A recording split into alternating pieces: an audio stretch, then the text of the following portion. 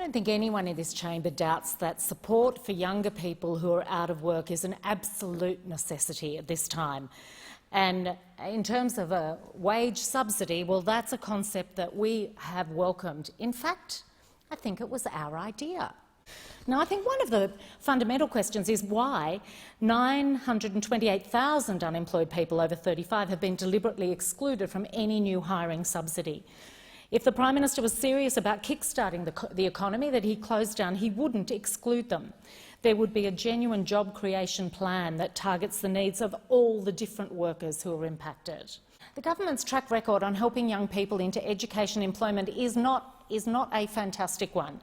The hiring credit doesn't make up for the damage that's been done to them over the last 7 years, with cuts to TAFE, universities, the cuts to penalty rates, the exclusion of casuals, predominantly young people and women, from JobKeeper, and the damage done by early access to super, really hurting young people's super for the future. If you're an employer and you want to use this scheme, you have to employ someone who's already on social security. But there's no requirement for that employment to be secure or long-term or permanent. So there is a potential for contrived arrangements to be made, and we are concerned about that. Fundamentally, one of my concerns is around the way this may encourage insecure work, with people who have permanent full-time work and possibly older workers laid off and two other younger workers put on for only 20 hours a week, which is the minimum required. But that is really just encouraging more casual part-time work, and this pandemic has shown us what the flaws in relying heavily on a casualised workforce are.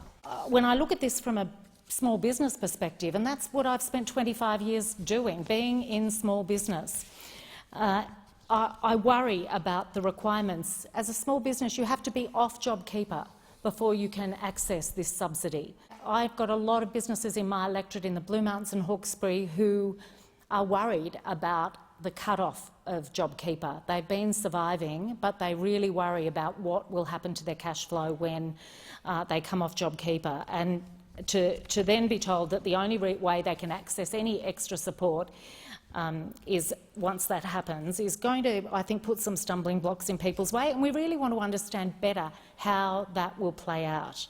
If a business has been reliant on JobKeeper, how ready are they to be able to invest in new staff with the extra costs and time and energy that takes, and how much of an incentive will this be? Quite frankly, I don't trust the government to do the right thing. There's nothing that leads me to think that they will make this a perfect scheme. I hope that they will listen to input from our side, from unions and, importantly, from businesses, particularly small businesses, about how to make this work.